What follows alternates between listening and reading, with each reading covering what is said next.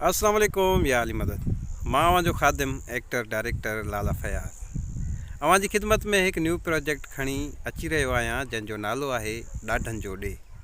तमामु सुठी स्टोरी आहे, तमामु सुठी कास्ट आहे। कास्ट में जेको आहे त असांजा सिंध जा सुपर स्टार हिन में कमु करनि पिया, जिन में सिंध जो ऐं ज़िले घोटकी जो शान मान उस्ताद उमेद अली कलवड़ साहब शामिल आहे, उस्ताद नियाज़ खान ॾहेर साहब शामिल आहे ऐं खोड़ सारा सीनियर जूनियर एक्टर हिन में कमु करनि पिया। जेकॾहिं तव्हांखे बि असांजे हिन सुहिणे सुठे ड्रामा सीरियल में शामिलु थियणो आहे, कमु करिणो आहे त असांजे नंबर ते अवां राब्तो करे शामिलु थी सघो था। हिन ड्रामे जी रिकॉर्डिंग मीरपुर माथेलो में शुरू थी चुकी आहे। पहिरें स्पेल जी रिकॉर्डिंग हलंदड़ आहे।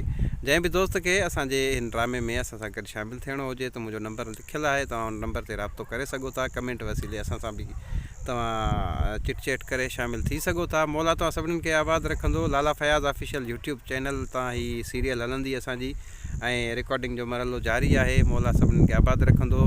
असांखे ऐं असांजी दिलि खे वणंदड़ हीअ स्टोरी आहे। उमेदु कयां थो तव्हांखे बि हीअ स्टोरी वणंदी। हिन ड्रामे जी शूट हले पई ऐं अनक़रीब इहो ड्रामो तव्हांखे Lala Fayaz official YouTube channel platform तां ॾिसण लाइ मिलंदो। हिन ड्रामे में जेका कास्ट आहे, जेका स्टोरी आहे, जेका लोकेशन आहे, इंतिहाई ख़ूबसूरत आहे ऐं इंतिहाई मुनफ़रद आहे। ऐं मां त सम्झां थो त हीअ जेको असांजो ड्रामो आहे तव्हांखे ज़रूरु वणंदो। वधीक तव्हां ॾिसंदो त पोइ ख़बर पवंदी।